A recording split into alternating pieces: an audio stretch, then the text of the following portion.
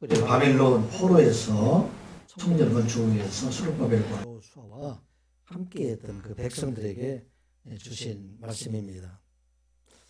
이스라엘 백성들 중에서 바벨론 포로 생활하던 사람들 중에서 성전 건축을 위해서 돌아온 사람들은 특별히 하나님을 사랑했던 사람들이고 성전을 사랑하고 예루살렘을 사랑했던 그런 사람들이었습니다. 그들이 포로 생활한 지 50에서 70년 동안 지냈기 때문에 어느 정도 그 포로 생활 현장에서 정착 생활을 하고 있던 사람들 중에서 특별히 성전 건축하러 가자 했을 때 나섰던 사람들은 그중 일부에 해당이 됩니다. 그들이 처음에는 사명감과 열정을 가지고 성전 건축을 시작을 했지만 계속 말씀드린 것처럼 많은 어려움을 통해서 내 외부에 한 대로 성전 건축이 멈추게 되었고 밖에 선지하고 스가랴 선지자를 통해서 그들이 격려를 받고 성전 건축을 마침내 BC 516년 다리오 왕 6년에 아달월 성전 건축 완성을 하게 됩니다. 아마 이들이 성전 건축을 이렇게 열심히 했던 것은 성전 건축을 하게 되면 모든 것이 다 이제 회복이 될 것이다. 그렇게 생각을 하게 됩니다. 옛날에 다윗 시대의 그 영광, 솔로몬 시대의 그 영광이 이제 회복될 것이다. 그렇게 생각을 하였었습니다. 또 스가랴 선지자를 통해서도 성전 건축이 진행 중에 금식에 관한 그런 질문에 답할 때도 하나님께서 이스라엘을 완전히 회복시켜 주실 것이다. 그렇게 말씀을 하게 됩니다. 하나님께서 다시 예루살렘에 거하게 될 것이며 예루살렘의 진리의 성물이 되게 할 것이다. 그렇게 말씀을 합니다. 그래서 텅 비었던 예루살렘에 이제는 나이가 든 어른들, 남녀 어른들이 그곳에 함께 거주하게 되고 또 소년과 소녀들이 그곳에서 즐겁게 노는 그런 날이 오게 될 것이다. 이렇게 말을 합니다. 더 나아가서는 이스라엘 백성들뿐만 아니라 세상의 많은 백성들, 특별히 강대한 나라 그 백성들도 예루살렘에 와서 예루살렘들 손을 잡고 우리가 들으니까 하나님께서 너희들과 함께 거하시는 것을 얘기를 들었다. 그러니 나도 너희들과 함께 이 성전에 거해야 되겠다. 이렇게 하는 사람들이 많이 몰려올 것이다. 이렇게 생각을 하게 됩니다. 성전 건축의 완성이 되고 나서도 40년이 지나고 50년이 되었음에도 불구하고 예루살렘 상황은 전혀 다름이 없는 그런 상황이 됩니다. 특별히 스룹바벨과 여호수아와 같은 지도자들도 떠나가게 되고 그것은 지도자들 없고 또 포로 귀환민들의 삶은 전보다 더 어려운 그런 삶을 살아가게 되는 것을 보게 됩니다. 그리고 그들이 세상신을 섬기고 있다는 두로와 시돈 같은 나라들은 더욱더 강성해서 많은 무역을 통해서 재물도 얻고 또 군사력도 강해서 그 상황을 시키고 있기 때문에 어떻게 보면 예수 믿지 않는 하나님을 믿지 않는 그 사람들이 더 잘 사는 것을 보게 됩니다. 그래서 에스겔 서에 보게 되면은 그 도로 사람들이 어떤 사람 어떤 마음을 가지고 있는가에 대해서 말씀하실 때 이렇게 기록이 되어 있어요. 인자야 너는 도로 왕에게 이르기를 주 여호와께서 같이 말씀하시되 내 마음이 교만하게 이르기를 나는 신이라 내가 하나님의 자리 곧 바닷 가운데 앉아있다 하도다. 내 마음이 하나님의 마음 같을 채 한지라도 너는 사람이요 신이 아니거를. 이 두로 사람들이 생각할 때는 자기들의 재물이 많이 쌓여지고 자기들이 견고한 성을 누구도 건들 수 없는 그런 성이 되기 때문에 자기들은 신이라고 생각을 그렇게 하게 됩니다. 이러할 때에 바로 하나님께서 이스라엘 백성들을 권면하시고 또 그들에게 위로를 해주시기 위해서 주신 말씀이 바로 9장부터 시작해서 14장까지 말씀이 이어지게 됩니다. 우리의 모습들은 어때요? 우리가 열심히 이 세상에 하나님을 섬기고 예배하고 기도하고 말씀대로 살아가고 있음에도 불구하고 우리 삶이 전에와 같이 여전하고 변하지 않는다면 어떨까요? 우리 하나님께 속한 모든 성도들은 이 세상의 것에 소망을 두지 아니하고 또 세상의 소망을 두지 아니하였기 때문에 영원한 하나님의 나라를 소망하고 어렵고 힘들 때 할지라도 우리를 구원해주시는 하나님께 대한 소망을 잃지 않고 그런 기쁨과 감사함으로 살아가리라 믿습니다. 그런데 이러한 소망을 가지고 있다 할지라도 그 고난의 날이 길어지게 되면 오히려 또 예수 믿지 않는 사람이 더 잘 살아가는 걸 보게 되면 많은 사람들이 때로는 회의감을 갖게 되는 것, 이게 우리의 현실의 모습입니다. 그때 우리 하나님께서 말씀하신 것, 지난주에 말씀하셨죠. 너희들은 세상의 것들에 대해 소망을 두지 말고 이 세상에 모든 것이 진멸 당할 때 영원한 생명을 주신 하나님 앞에 소망을 두라. 그렇게 말씀을 합니다. 왜냐하면 이 땅에 모든 것이 다 종말에 이르게 될 것이다 하는 말씀입니다. 너희들을 힘들게 하는 것들, 너희들을 부럽게 하는 것들, 이 모든 것들이 바로 종말에 이르게 될 것이다. 이스라엘 백성들을 힘들게 했던 그러한 성읍들 하드락과 또 하맛과 다메섹, 이 나라를 멸망을 당하게 할 것이고, 두로와 시돈과 같이 너희들이 불화하고 있지만 그것들도 이제는 멸망을 당하게 될 것이다. 그러나 하나님께서 택하신 백성들, 그 백성 끝까지 지켜주시고 이 땅 위에서도 하나님께 돌아오는 사람들, 그 백성들에게는 구원에 이르게 할 것이다. 지역으로 말하게 되면 블레셋의 5 성읍 지역들, 에그론과 아슬글론, 또 가사, 또 아스돗, 이런 곳에 있는 사람들 중에서도 하나님께 돌아오는 사람들, 그 사람들에게 구원을 하게 할 것이다. 그래서 말씀을 하고 있습니다. 오늘 본문에 이어진 말씀은 그럼 누가 이와 같이 구원을 이루게 되고 누가 온 땅에 하나님의 공의를 이루어 가게 할 것인가? 이 세상의 구원자로 오시는 분이 누구인가? 그 구원자에 대한 소개가 바로 오늘 9장 9절부터 시작해서 마지막 절까지 이르게 됩니다. 그분은 누구일까요? 온 세상에 메시아로 오신 예수 그리스도, 그분을 통해서 이스라엘의 회복뿐만 아니라 온 땅의 모든 백성들을 회복시켜 주실 것이다 하는 것을 말씀하고 있는 것입니다. 오늘 본문에 이런 말씀 바로 예수님이 처음에 오시는 2000년 전에 오시는 예수 그리스도를 통해서 온 세상의 구원을 이루어 가실 것에 대해서 지금 말씀을 하고 있습니다. 이스라엘 백성들이 생각하기는 자기들이 회복되게 되면은 이제는 다윗 왕 때와 같이 군사력으로 그들에게 강대한 나라가 되어서 바사 제국으로부터 그 백성들을 구원해 주실 것을 그들이 기대하고 있지만, 오늘 본문에 있는 말씀은 하나님께서 원하시는 것은 세상 나라의 회복이 아니라 온 세상의 구원, 모든 사람들을 죄와 사망의 권세에서 구원해 주실 그 메시아에 오시게 될 것이다 하는 것을 말씀을 하고 있는 것입니다. 온 땅에 어려움이 있지만 우리 하나님께서는 그 백성들에 대한 구원의 계획을 준비하시고 이루어 주시는 하나님이다 하는 것입니다. 이스라엘 백성들은 그들이 생각할 때에 하나님께서 계시지 않지 않느냐, 하나님이 계시다면 어떻게 우리에게 이와 같은 어려움들이 있을까, 그렇게 생각하지만 오늘 본문의 말씀을 통해서는 하나님께서 세상에 오시는 메시아를 통해서 온 세상의 구원을 계획하고 있다 하는 것을 말씀을 하고 있습니다. 지금 우리가 종말의 시대를 살아가면서 때로는 하나님이 살아계실까, 하나님이 살아계시다면 어떻게 이렇게 강한 자들이 약한 자들을 힘들게 하고 또 세상에 많은 것들이 우리를 어렵게 하는가. 그런데 우리 하나님께서는 지금도 택하신 백성들에 대한 구원의 계획을 이루어가시고 준비해 주시는 하나님이시다 하는 말씀입니다. 오늘 우리에게 주신 말씀 먼저는 평화의 왕으로 오시는 메시아, 하나님의 아들 예수 그리스도를 바라보는 자가 되라 하는 말씀입니다. 예수님께서 세상에 오신 것, 그것은 전쟁을 통해서 세상을 이기는 것이 아니라 나귀를 타고 세상에 오셔서 이 땅에 있는 모든 백성들, 하나님이 택하신 백성들, 그 백성들을 구원하시고 그 백성들에게 화평을 주시기 위해서 세상에 오셨다 하는 말씀입니다. 세상에 많은 사람들은 강한 것을 원하고 세상에서 모든 것을 가질 것을 원하지만 세상에 오시는 나귀 타고 오신 예수 그리스도, 그분은 모든 것을 다 내어줌으로 이 땅의 평화를 이루게 하시는 하나님이다. 그래서 우리 모든 성도들도 이 땅에서 하나님의 자녀로 살아가고 하나님의 백성으로 살아가게 될 때는 우리도 화평케 하는 자로 살아가라 하는 것이 오늘 본문에 이런 주신 말씀입니다. 9절과 10절 말씀 같이 한번 읽어보겠습니다. 시온에 따라 크게 기뻐할지어다. 예루살렘에 따라 즐거이 부를지어다.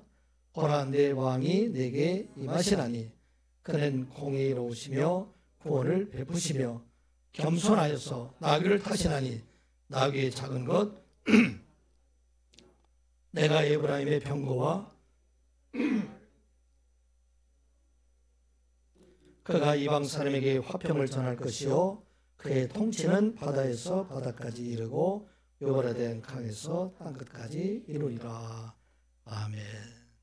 예루살렘 성전이 건축이 되게 되면 이스라엘 백성들은 이스라엘의 영광이, 성전의 영광이 회복될 것이다. 그럼에도 불구하고 여전히 어려움 당하게 되니까 이들이 생각할 때 과연 메시아가 계실까, 이런 회의적인 생각을 가지고 있는 그 사람들에게 시온에 따라, 예루살렘에 따라 크게 기뻐하고 즐거이 부르라, 그렇게 말씀을 하고 있습니다. 시온에 따라 어디를 가리키고 있어요? 예루살렘에 따르는 것은 누구를 가리키고 있어요?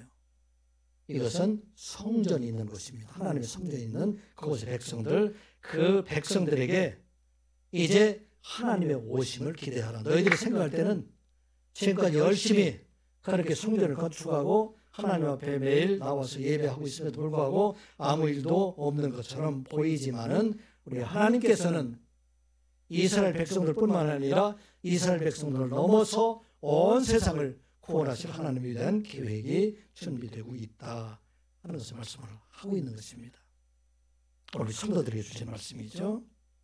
우리가 매일 기도하고 예배하고 하나님 앞에 찬양하고 있음에도 불구하고 하나님 말씀을 사모하고 그렇게 살아가고 애쓰면에도 불구하고 때로는 우리 삶이 전혀 달라지지 않냐고 예전과 같은 것처럼 그렇게 생각할 때가 참 얼마나 많이 있습니까? 우리가 하나님 앞에 열심히 기도한다고 할지라도 세상의 근심 걱정이 다 떠나가지 않잖아요.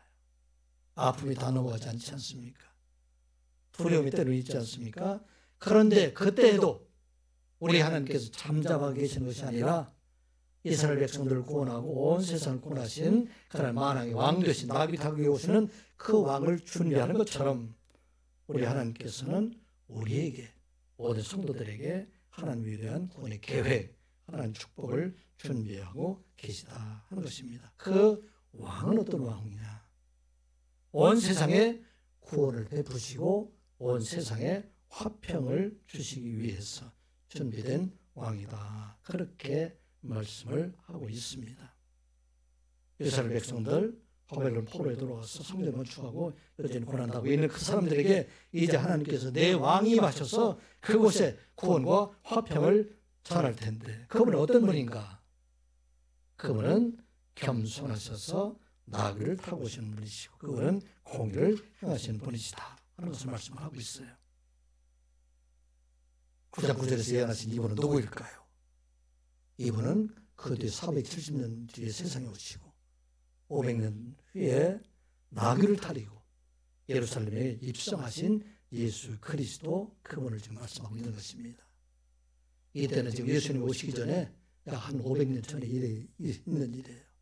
이스라엘 백성들은 어둠 속에 살아가고 있지만 하나님께서는 그 세상을 구원하시기 위해서 나귀 타고 오시는 예수 그리스도, 그분을 보내실 것, 그것을 말씀하셨습니다.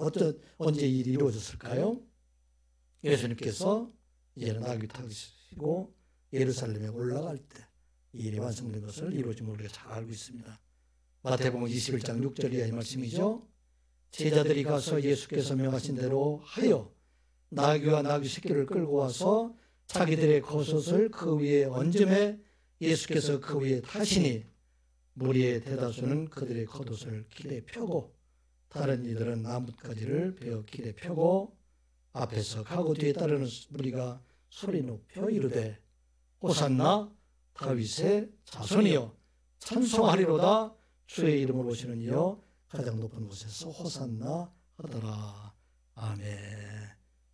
온 세상 모든 사람들을 구원하기 위해서 지금 어둠 속에 살아가고 있는 그들에게 소망의 소리, 온 세상을 구원하신 메시아가 그곳에 임하게 될 것이다 하는 것을 말씀하고 있습니다.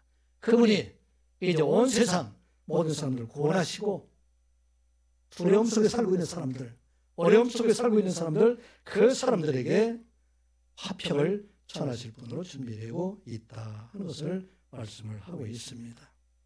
공의로우신 그분 어떤 분이시라고요? 그분은 공의로우시며 구원을 베푸시며 겸손의 나귀를 타시고 오셨다 하는 것입니다. 공의는 왜 그럴까요? 온 세상에 이런 어려움 속에 싸움 속에 살아가는 것은 공의가 세워지지 않았기 때문에, 나라와 나라의 사이 공의가 세워지지 않고 나라 안에서도 공의가 세워지지 않고 우리가 사는 속에서도 공의가 세워지지 않으니 하였는데 그분은 이 땅에 오셔서 공의를 세우시는 하나님이시다 하는 말씀입니다. 공의는 무엇인가요? 선을 선하다고 재판하고 악을 악하다고 재판하는 것, 이것이 바로 공의입니다.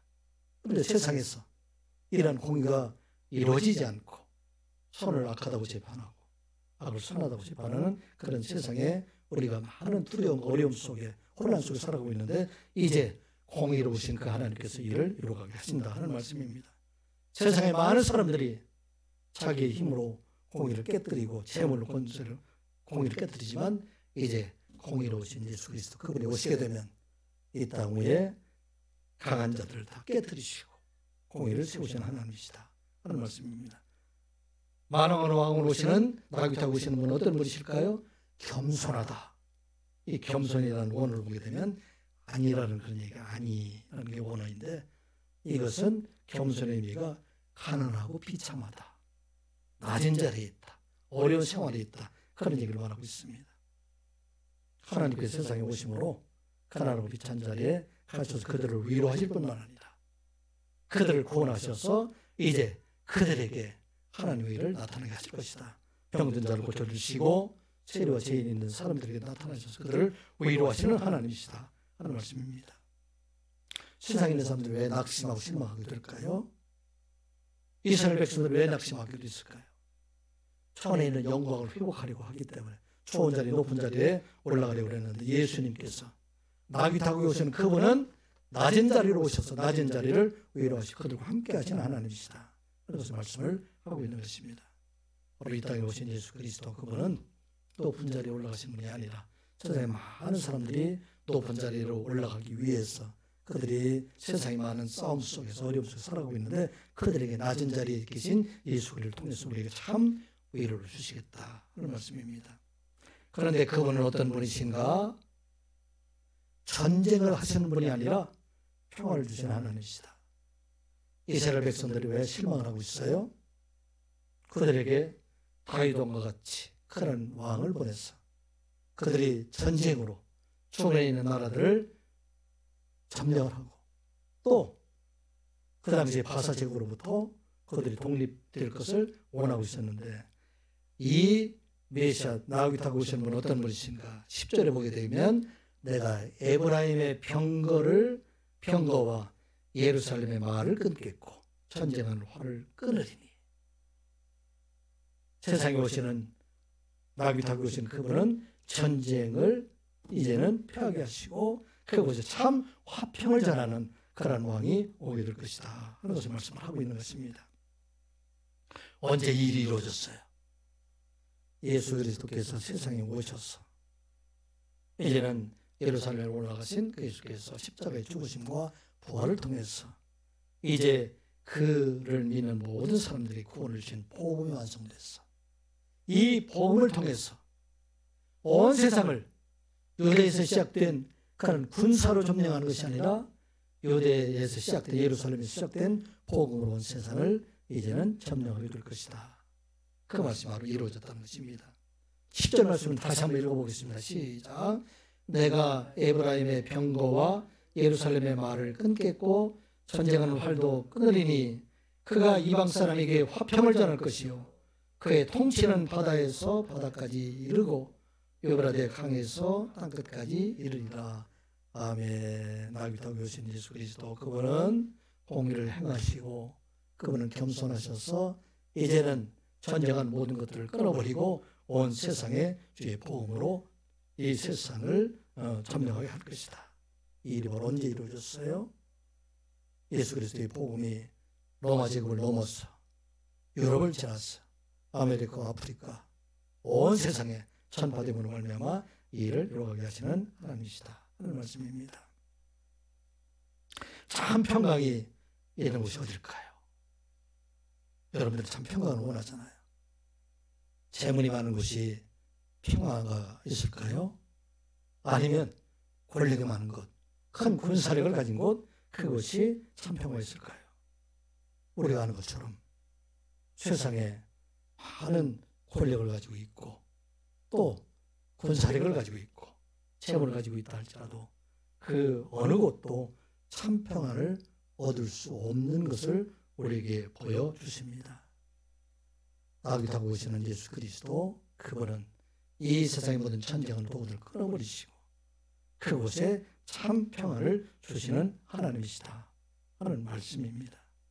그래서 이제는 이 땅 위에 싸움과 원망이 있는 곳에 참으로 하나님의 나라를 이루어가는 것, 이것이 바로 우리 하나님께서 세상에 오신 나귀 타고 오신 예수 그리스도의 사역이다 하는 것을 지금 우리에게 소개하고 있어요. 세상에 지금 전쟁의 소리가 끊이지 않고 있지 않습니까? 싸움의 소리가 끊이지 않고 여러분들이 사는 직장에서도 때로는 가정에서도 많은 어려움을 당하고 있는 것이 무엇 때문일까요? 그들이 원하는 것이 세상의 것들이 되기 때문에 그것을 많이 얻고자 하는데 우리 하나님께서는 세상에 오신 예수 그리스도의 모든 걸 끊어버리시고 그곳에 참평을 주시겠다 하는 말씀입니다. 참평은 바로 복음 있는 곳, 하나님의 말씀 있는 것이 바로 참평강이 있는 곳이다 말씀하고 있습니다. 사랑하는 성도 여러분, 여러분들 이 땅을 살아갈 동안에 참 복음 안에서 참 평안을 얻는 여러분들 되시기 바랍니다. 이 복음을 온 세상에 전하며 여러분들이 가는 곳마다 참으로 화평케 하는 자 되어서 하나님의 아들이라 일컬음을 받는 여러분들의 삶이 되기를 주님의 이름으로 축복합니다. 그런데 이 세상에 참 평강을 주신 것, 이것은 어떻게 이루어졌는가? 오늘 이어진 말씀이에요. 그것은 하나님의 아들 예수 그리스도의 희생으로 이루어졌다 하는 것을 말씀을 하고 있습니다. 평안이라는 것이 싸움으로 이루어진 것이 아니라 예수 그리스도의 대속의 십자가의 은혜로 이루어졌다 하는 것입니다. 대속의 은혜로 세상의 모든 전쟁의 근원이 되는 죄와 사망의 권세를 깨뜨리시고 이제는 그를 믿는 모든 사람들에게 참 평안을 내게 주셨다 하는 것을 말씀하고 있어요. 우리가 세상에 살아나가면서 참으로 어려운 말씀 여러분들에게 드립니다. 여러분들 힘으로 세상을 평화롭게 못하고 어떻게 할 수 있는가? 희생과 섬김으로 내가 가진 것을 나눠주고 섬김으로 일을 이루어가게 하신다 하는 것을 말씀을 하고 있어요. 그래서 이 땅에 살아갈 동안에 참 평안을 이루기 위해서는 받는 자가 아니라 주는 자가 될 때, 내가 가진 것으로 섬기는 자가 될 때 우리는 참 평안을 이루는 자로 살아가게 하신다 하는 말씀하고 있어요. 마지막 날에 우리 하나님 앞에 나라 이를 때 우리는 어떠한 자로 살아가는가? 내가 세상의 것을 많은 것을 얻는 자로 살아가는 것이 아니라 내게 주신 은혜로 나눠주는 자로 살아가라 하는 것이 오늘 본문에 이어지는 말씀입니다. 우리 11절 12절의 말씀이 그 말씀입니다. 같이 보겠습니다. 시작. 또 너로 말할진대 내 언약의 피로 말미암아 내가 네 갇힌 자를 물 없는 구덩이에서 놓았나니 갇혀 있으나 소망을 품은 자들아 너희는 요새로 돌아올지니라. 내가 오늘도 이르노라. 내가 네게 갑절이나 갚을 것이라. 아멘. 온 땅에 구원을 주고 또 평화를 줄 수 있는 그런 나귀 타고 오시는 그런 메시아. 그분이 어떻게 이 세상을 구원하고 어떻게 이 세상에 화평을 주었는가? 11절에 답을 말하고 있어요. 너로 말할진대 내 언약의 피로 이 일을 이루게 하셨다. 그래서 말씀하고 있어요.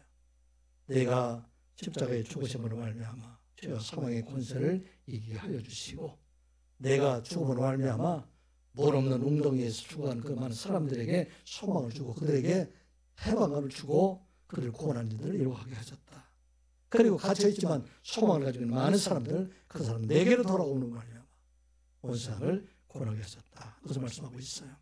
온 세상에 구원을 이루게 하시고 화평을 이루게 하신 것은 그들과 전쟁으로 싸우는 그런 이스라엘이 아니라 유대인의 왕으로 오신 예수 그리스도 그분의 희생을 통해서 죽으심을 통해서 이 일을 이루어가게 하셨다는 것을 말씀하고 있어요.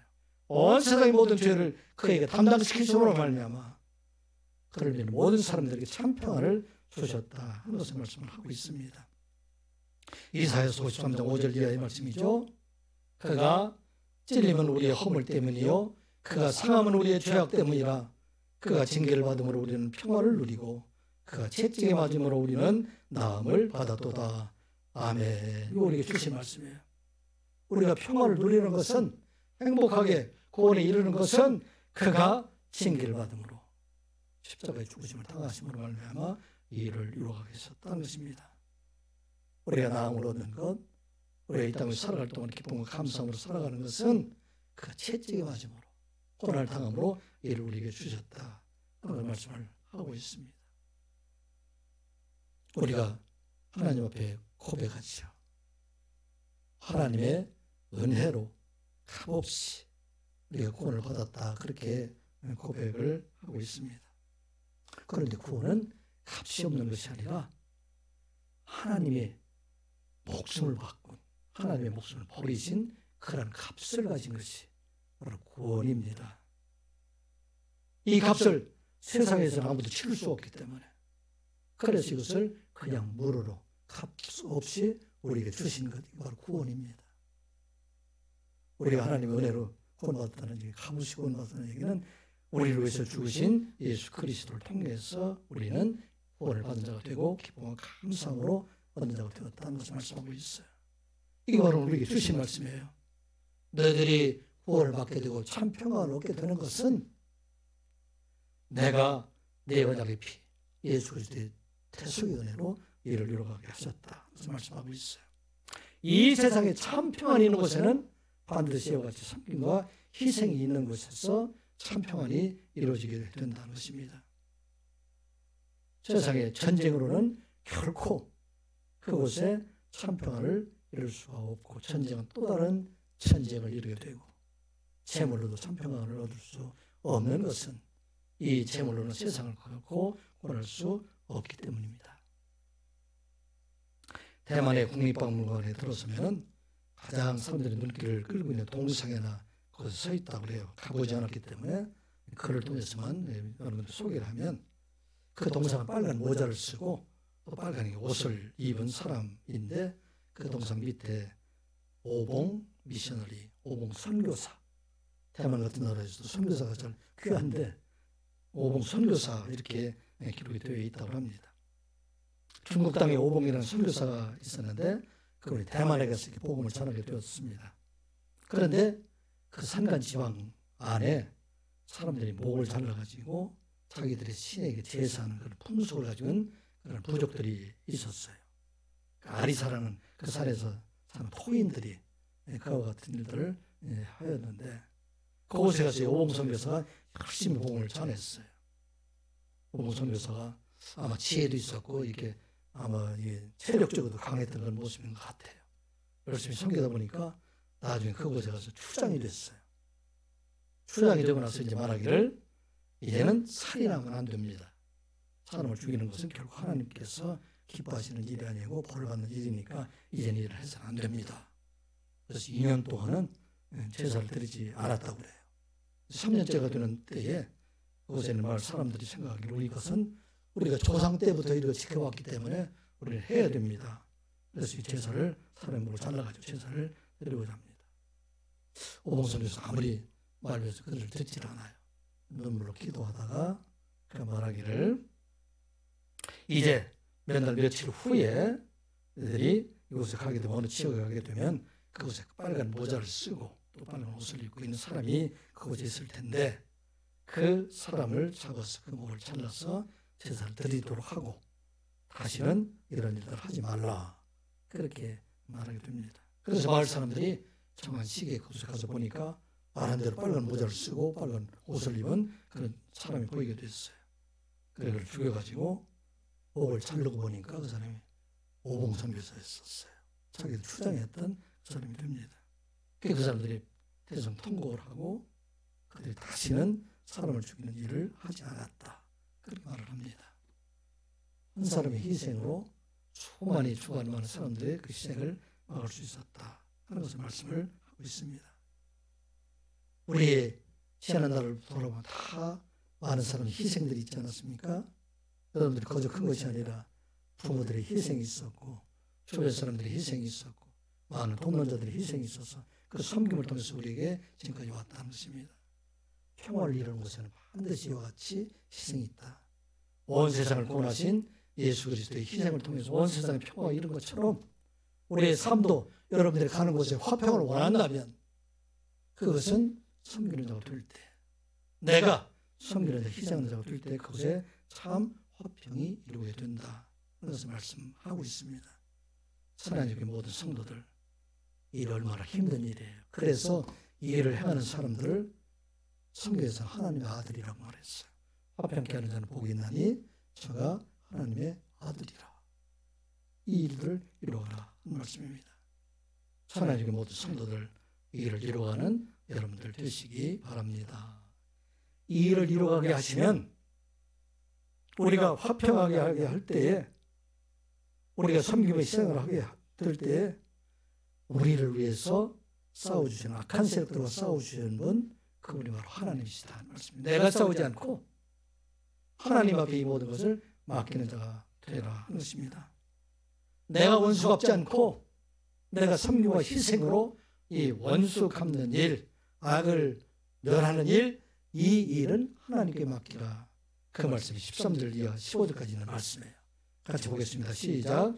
내가 유다를 당긴 활로 삼고 에브라임을 끼운 화살로 삼았으니 시온아, 내가 네 자식들을 일으켜 이스라엘 헬라 자식들을 치게 하며 너를 용사의 칼과 같게 하리라.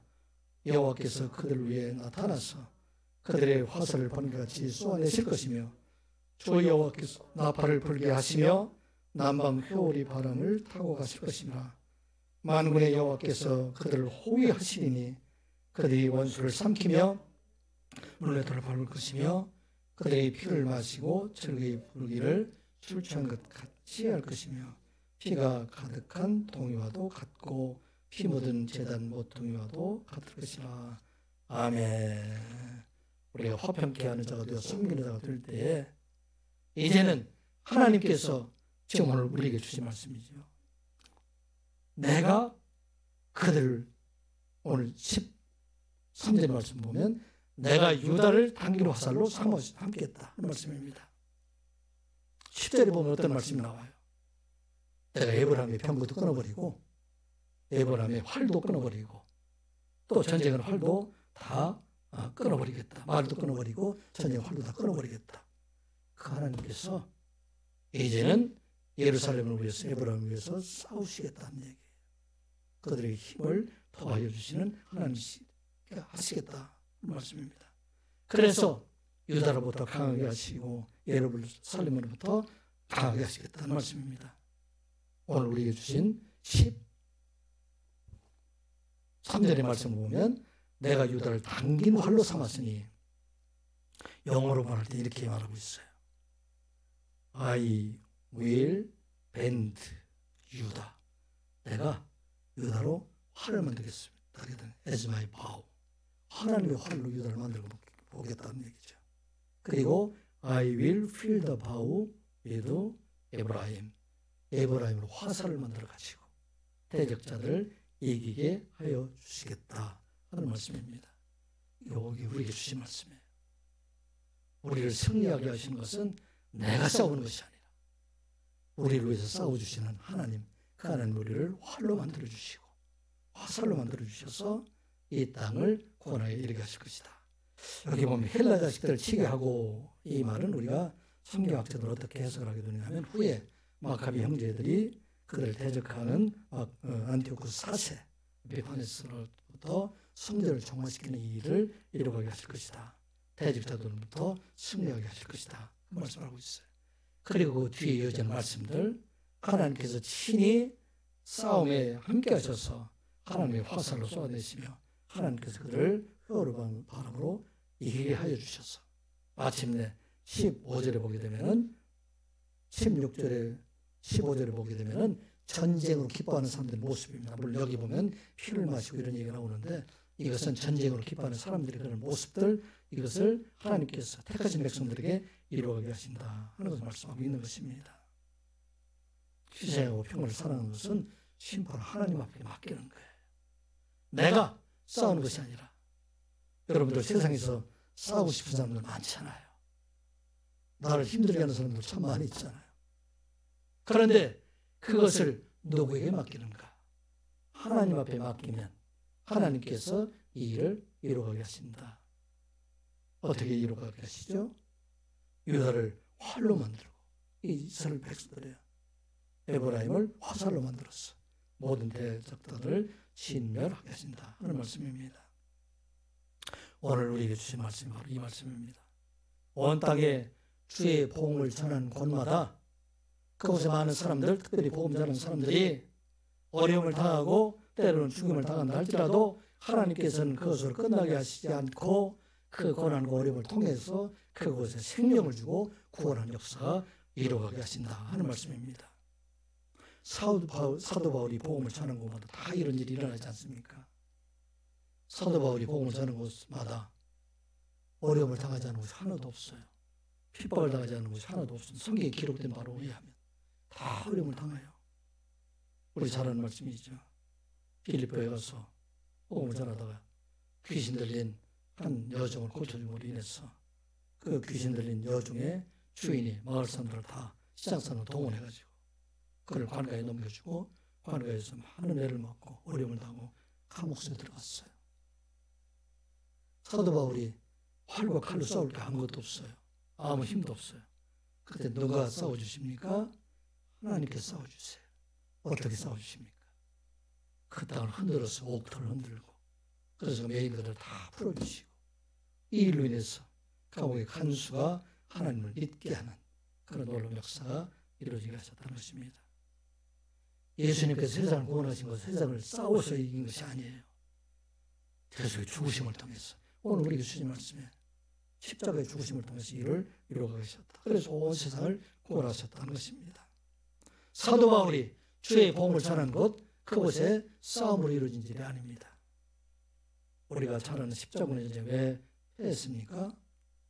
그들이 총칼로 복음을 전하려고 했기 때문에 결국은 무너지게 되고 넘어지게 되고 망하게 된 것을 우리가 보게 됩니다. 복음은 총칼로 하는 것이 아니라 힘으로 하는 것이 아니라 바로 섬김과 희생 가운데 이들을 이루게 하신다. 그래서 말씀합니다. 하나님께 모든 성도님들, 참으로 제가 설교할 때마다 늘 안타까운 것이 바로 이런 것들이에요. 여러분들에게 참 세상에 가서 복 받기를 원하고 잘 살기를 원하고 하느님보다 다 번성하고 이렇게 설교했으면 좋겠는데 그렇게 해서는 결코 평안을 얻을 수 없는 것이 세상의 이치예요. 하나님의 주신 복음의 말씀입니다.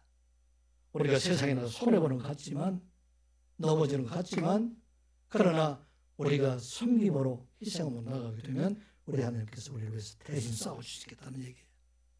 우리로부터 활로 만들어주시고 우리로 하여금 이제는 화살로 만들어주셔서 악한 것들 다 멸하고 그 참 복음, 참 화평을 주시겠다 하는 말씀입니다. 우리 하나님의 모든 성도들 참으로 어려운 그런 신앙생활을 할지라도 이를 통해서 참 평안 가운데 살아가는 여러분들 되시기를 주님의 이름으로 축복합니다. 이 일을 이루어가는 자들이 하나님 상급을 준비하셨다. 그렇게 말씀합니다. 세상에서 준비한 상급들이 아니라 세상에 있는 것들이 아니라 하나님께서 준비하신 그 상급을 우리에게 주시겠다 하는 말씀입니다. 16절 17절 말씀 같이 한번 보겠습니다. 이날에 그들의 하나님 여호와께서 그들을 자기 백성의 양떼같이 구원하시리니 그들이 왕건의 보석같이 여호와의 땅에 빛나리로다. 그의 형통함과 그의 아름다움이 어찌 그리 큰지 곡식은 청년을 세포두는 처녀를 간결하게 하리라. 아멘. 이제 메시아로 오신 예수 그리스도 그분께 세상에 오셔서 세상의 악한 것들 다 멸하게 하시고 이제 대속의 은혜로 구원받은 하나님의 백성들 하나님을 따라서 예수 그리스도를 따라서 섬김과 희생을 살아가는 그들에게 이제 하나님께 놀라운 축복을 더하여 주실 텐데 어떻게? 양떼같이 구원하시고 왕문의 보석같이 그들을 아름답게 하실 것이다. 이 땅에 살아갈 동안에 풍성함으로 포도주와 같이 곡식과 같이 청년들을 세우는 것 같이 처녀들을 아름답게 같이 강건하게 하신다 하는 말씀입니다. 이게 우리에게 주신 영적인 축복입니다. 우리가 세상에 가진 것들을 가지고 기뻐하는 것이 아니라 하나님께 주시는 은혜로 우리가 이 기쁨의 삶을 살아가라 하는 것을 말씀을 하고 있습니다. 언제 일이 이루어졌어요? 첫 번째 오신 예수 그리스도 그분이 세상에 오셔서 세상의 모든 사람들 죄와 사망의 권세를 이기시고 그를 믿는 자들에게 이와 같은 구원의 기쁨들 이와 같은 하나님의 아름다움을 우리들에게 주셨다. 그래서 말씀하고 있는 것입니다. 사랑하는 여기 모든 성도들은 이와 같이 아름다운 삶을 살아가는 여러분들 되시기 바랍니다. 어떻게 이 일을 이루어갈 수 있어? 우리 성령 안에 살아가면, 날마다 우리의 말씀 안에 살아가게 되면 세상이 주지 못한 그 기쁨을 우리가 누리며 살아갈 수 있다. 그것을 말씀하고 있습니다. 지금은 우리가 하나님의 보이지 않는 것처럼 보이고, 때로는 아무리 기도해도 우리가 응답받지 못하는 것처럼 보이지만, 우리 하나님께서는 그 속에서 하나님 놀라운 축복, 너희들 구원할 그런 계획들, 너희들과 아름다운 양식을 준비하는 하나님이시다. 그런 것을 우리가 기억하고, 이 은혜 가운데 살아가는 여러분들이 또 준비하신 게 있어요. 어떤 준비입니까? 첫 번째 오신 예수 그리스도를 우리가 믿고 구원에 참여한 사람들에게는 영원한 하나님의 나라 그 축복을 또한 우리에게 준비해 주신다 하는 말씀입니다. 하나님의 나라를 소망하는 자들에게는 이제는 이 땅을 살아가는 모든 것들을 다 아픔도 기쁨으로 변하게 하시고, 또 이 세상에 있는 핍박도 하나님의 찬양이 되게 하신다. 사도 바울의 고백이잖아요. 사도 바울이 어려움 속에도 하나님 앞에 고백하면서 그의 지금 세상의 것으로 만족하지 않냐고 하나님의 나라를 바라보고 있기 때문이라 하는 것입니다. 우리 사랑하는 여기 모든 성도들은 이 땅에 살아가면서도 하나님의 나라를 소망하며 이 일을 우리가 기다리며, 오늘 계시록 21장 5절 7절 21장 5절 이하의 말씀이죠. 보좌에 앉으신 이가 이르시되 보라 내가 만물을 새롭게 하노라 하시고, 또 이르시되 이 말은 신실하고 참되니 기록하라 하시고, 또 내게 말씀하시되 다 이뤘도다. 나는 알파와 오메가요 처음과 마지막이라. 내가 생명수 샘물을 모험하는 자에게 값없이 주리니 이기는 자는 이것들을 상속으로 받으리라. 나는 그의 하나님이 되고 그는 내 아들이 되리라. 아멘. 이 말씀이 여러분들의 삶 속에 이루어지고 마지막 날 하나님의 나라에 이루어지기를 주님의 이름으로 축복합니다. 기도합니다. 아버지 하나님, 평강의 왕으로 오신 예수 그리스도를 바라보며 이 땅을 살아갈 동안에 화평케 하는 자로 살아가게 하여 주시옵소서. 예수 그리스도가 대속의 십자가로 온 세상 모든 사람들을 구원하고 그들에게 화평을 주신 것처럼 우리의 부족 하나마, 우리의 섬김과 희생을 통해서 가정을 살려가고 교회를 살려가고 저희들은 직장을 살려가고 나라와 민족을 살려가는 선한 영의 모든 성도들이 되게 하여 주시옵소서. 저들의 하늘의 축복을 더하여 주시옵소서. 구원을 저들에게 허락하여 주시고 이 땅에 하나님 주시는 기쁨과 감사함으로 살아가는 저희들 되게 하여 주시옵소서. 예수님의 이름으로 기도드리옵나이다. 아멘.